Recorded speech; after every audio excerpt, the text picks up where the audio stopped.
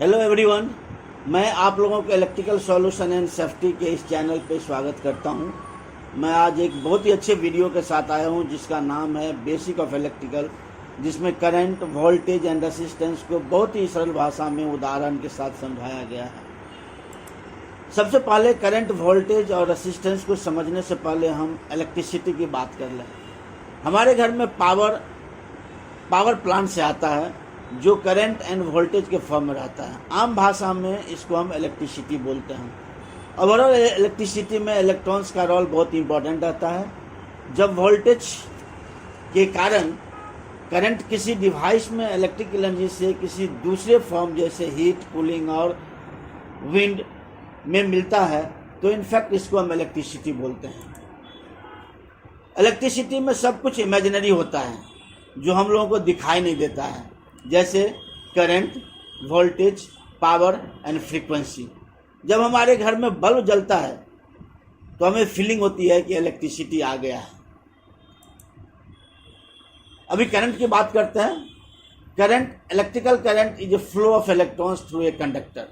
मतलब एक कंडक्टर में जब कोई इलेक्ट्रॉन्स पर सेकंड फ्लो करता है तो हम उसको करंट बोलते हैं। तो करंट जो कंडक्टर से फ्लो होता है वो कंडक्टर है क्या? कंडक्टर बेसिकली जिसमें इलेक्ट्रॉन्स प्रेजेंस हो। इलेक्ट्रॉन्स किस कंडक्टर में प्रेजेंट रहता है? जैसे कॉपर हो गया, सिल्वर हो गया, ब्रास हो गया, एल्युमिनियम हो गया, इसमें सारे में इलेक्ट्रॉन्स रहते हैं। और ये 1 coulomb per second is called current. It is measure in ampere, जिसको हम नॉर्मली ए से उसको इंडिकेट करते हैं। जैसे एम्पियर अगर बोलना रहा है तो 2 ampere, 3 ampere, 4 ampere, 5 ampere, 5A, 4A, 6A, 7A, इस तरह से हम उसको बोलते हैं। 1 एम्पियर इजकल टू 6.28 इंटू 10 के पावर 18 इलेक्ट्रॉन पर सेकेंड। मतलब ये हो गया जो 1 सेकेंड में जो उस कंडक्टर में जो इलेक्ट्रॉन्स फ्लो होता है वो 6.28 इंटू 10 के पावर 18 होता है। अभी थोड़ा सा और करंट के बारे में अगर मैं बात करूंगा तो एक अगर बैटरी के अंदर एक बल्ब अगर जलता है तो करंट और इलेक्ट्रॉन्स की डायरेक्शन दोनों अलग अलग होती है। जब इलेक्ट्रॉन्स नेगेटिव से पॉजिटिव की तरफ फ्लो होता है वहीं करंट पॉजिटिव से नेगेटिव, तभी जाके बल्ब जलती है। अगर वाटर से थोड़ा कंपेयर करें करंट को तो high current and the low current का डिफिनीशन नंबर ऑफ इलेक्ट्रॉन से ही जुड़ा हुआ है। High amount of the water means उसमें करंट की मात्रा ज़्यादा है और लो अमाउंट ऑफ द वाटर में कम, जो इलेक्ट्रॉन्स की संख्या को दर्शाता है। वोल्टेज के बारे में समझें। जो वोल्टेज हम लोग बोलते हैं वो पोटेंशियल डिफरेंस होता है। पोटेंशियल डिफरेंस मतलब दो टर्मिनल के बीच का जो वोल्टेज आएगा उसका जो डिफरेंस आएगा from higher to the lower voltage, that is equal to voltage. तो voltage is nothing but a pressure that push the electrons through a conductor। तो वही कंडक्टर की बात करते हैं जिसमें इलेक्ट्रॉन्स हो और उस इलेक्ट्रॉन्स को धक्का देने के लिए जो मुझे लगता है उसको हम वोल्टेज बोलते हैं। तो वोल्टेज का काम is equal to the work done per unit of charge. और इस वोल्टेज को हम टेंशन भी बोलते हैं। जैसे हम लोग हाई टेंशन बोलते हैं, लो टेंशन बोलते हैं। This is nothing but a voltage. तो टेंशन एक्चुअली फ्रेंच वर्ड है जो इलेक्ट्रॉन्स को बेसिकली एक जगह से दूसरी जगह मूवमेंट देने के लिए एक प्रेशर का काम करता है। जब भी हम what does voltage mean? Voltage a force that push the electricity through a wire. एक इलेक्ट्रिसिटी को धक्का देने के लिए जो फोर्स लगता है उसको हम वोल्टेज बोलते हैं। अब इस एग्जांपल में हम बात कर लें। एक वाटर टैंक है और एक स्टॉपर है। ये सिंपली एक वाटर टैंक है। इस स्टॉपर को थोड़ा सा मैंने खोल दिया सेकंड इमेज में तो वाटर का flow from stopper to the next point जाता है। तो ये जो डिफरेंस ऑफ द वोल्टेज है, क्योंकि स्टॉपर के पास जो है ना हाई प्रेशर है और वहाँ आगे चल के वो लो प्रेशर, तो दैट मीन्स कि पोटेंशियल डिफरेंस है वहाँ पे। तो ये हो गया वोल्टेज। उसी को अगर नॉर्मल करंट बात कर रहे थे, नॉर्मल करंट मतलब नॉर्मल वोल्टेज की बात करते हैं, तो जितना हमको वोल्टेज चाहिए, समझो हमको 240 वोल्ट चाहिए या 415 वोल्ट चाहिए इन 3 फेज में, तो उसी हिसाब से उस स्टॉपर को हम खोलेंगे और उस हिसाब से हमको सिस्टम में वोल्टेज मिलेगा।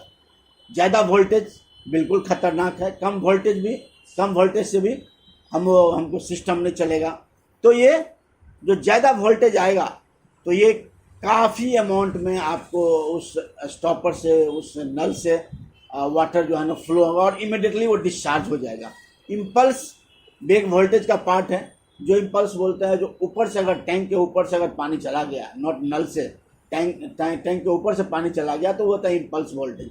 अगर हम हाई वोल्टेज या लो वोल्टेज की अगर बात करेंगे तो बिल्कुल क्लियर है, इस टैंक में अगर पानी भरा हुआ है तो that is called high voltage, अगर पानी कम है तो this is a low voltage. अभी हम थोड़ा सा और रेसिस्टेंस की बात करेंगे। तो रेसिस्टेंस एक प्रॉपर्टी है, एक बेसिक प्रॉपर्टी है जो करंट को आगे बढ़ने से रोकता है और अपोज करता है। बहुत सिंपल मैं बोलूं, अगर ये इस वाटर में इसमें फ्लो हो रहा है, पाइप में अगर वाटर फ्लो हो रहा है तो ये जो ऊपर वाले जो फिगर हैं दैट इज लेस रेसिस्टेंस, नीचे वाले जो हैं दैट इज मोर रेसिस्टेंस।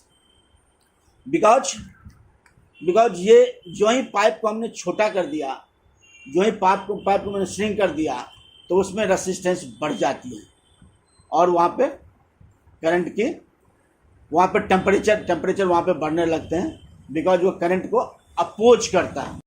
थोड़ा सा और अंडरस्टैंडिंग के बारे में हम इसको मैकेनिकल वे में अगर बात करें, इस इलेक्ट्रिकल को मैकेनिकल वे से कोरिलेट करें तो हम इसको सिंपली ये बोलेंगे कि एक अपर टैंक है, एक लोअर टैंक है लेटेस्ट से, तो जो हाइट का जो डिफरेंस होगा दैट इज वोल्टेज डिफरेंस, जो हम लोग हमेशा बोलते हैं पोटेंशियल डिफरेंस।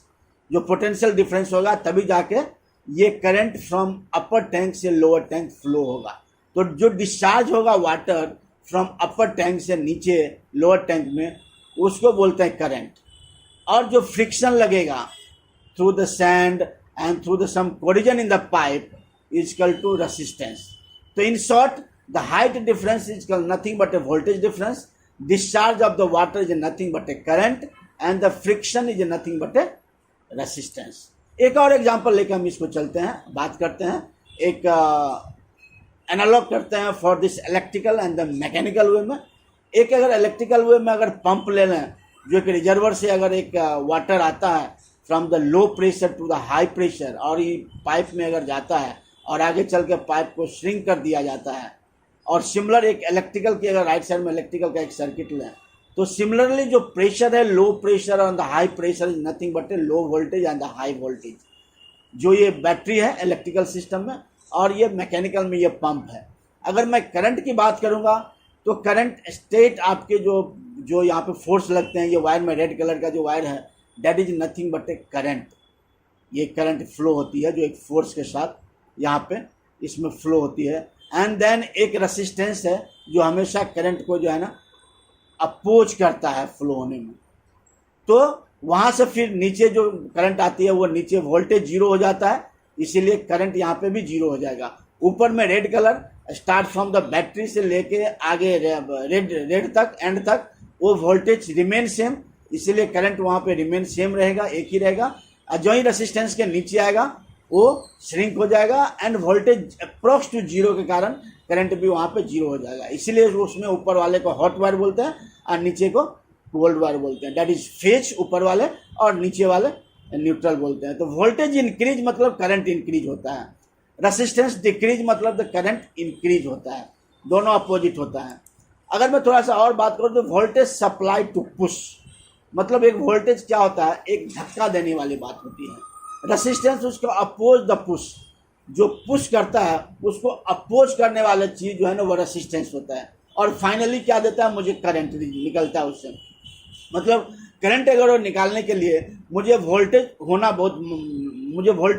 जानना बहुत ज़रूरी है और उसमें जो रेसिस्टेंस है वो जानना ज़रूरी है। तो वोल्टेज एंड द रेसिस्टेंस हमको अगर मिल जाएगा तो करंट इक्वल टू क्या होता है, वोल्टेज अपॉन रेसिस्टेंस। हमको किस सिस्टम में कितना करंट देने का है नेचुरली वो अपना निकल जाएगा। इसीलिए जो धक्का देने वाली बात होती है वो वोल्टेज होता है, जो बांध के रखने वाला चीज़ होती है, जो प्रेशर से उसको बांध के चीज़ ने उसको हमको वोल्टेज को आगे नहीं लेके जाने का है, करंट को आगे नहीं लेके जाने का है, लेकिन वोल्टेज वहाँ पुश कर रहा है। तो अल्टीमेटली जो रिजल्ट आता है वो करंट का आता है। तो वो उसको हम लोग ओम्स लॉ बोलते हैं। फाइनली इस वीडियो का अगर समरी मैं करूं, the current is a flow of electric from one place to the another place. एक पॉइंट है, the flow of the current potential difference are required. जब ये करंट को फ्लो कराने का है किस सिस्टम से, तो पोटेंशियल डिफरेंस जो हम हाइट डिफरेंस बोल रहे थे, that must be required.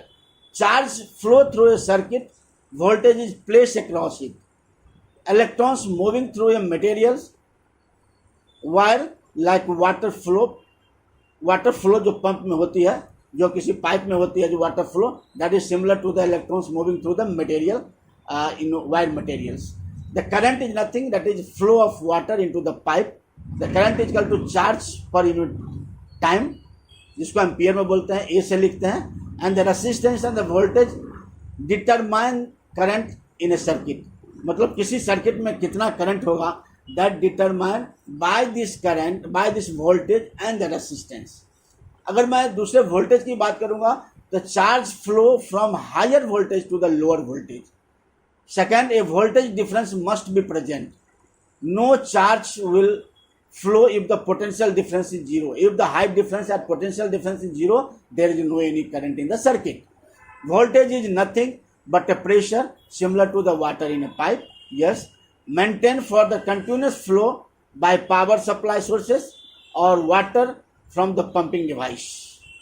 The voltage is work done per unit charge, जिसको वोल्ट बोलते हैं, और V से उसको इंडिकेट किया जाता है। तो इस नीचे वाले में pressure is equivalent to the volt in the electrical circuit. The third one is resistance, oppose the flow of electrons, measure in ohms. Resistance of the conductor is defined as the ratio of the potential difference across the conductor flowing through it, that is R is equal to V upon I. Unit is always ohm. It is nothing but a friction oppose, same as the water, depend on the length and the diameter of the conductor. Next video का जो topic होगा वो power and power factor के बारे में समझाया जाएगा, जो बेस्ट एग्जांपल के साथ इसको मैकेनिकल वे में कोरिलेट करेंगे। उसके अलावा जो पावर की यूनिट होती है वो वाट, एचपी एंड टन को भी एक सिंपल फार्मूला के साथ बताया जाएगा, और इस तीनों में क्या रिलेशन है इसके बारे में भी हम डिटेल से बात करेंगे। If you like this video, please like, share and subscribe. जय हिंद, जय Bharat. Thanks to all and have a great day ahead. Thanks a lot.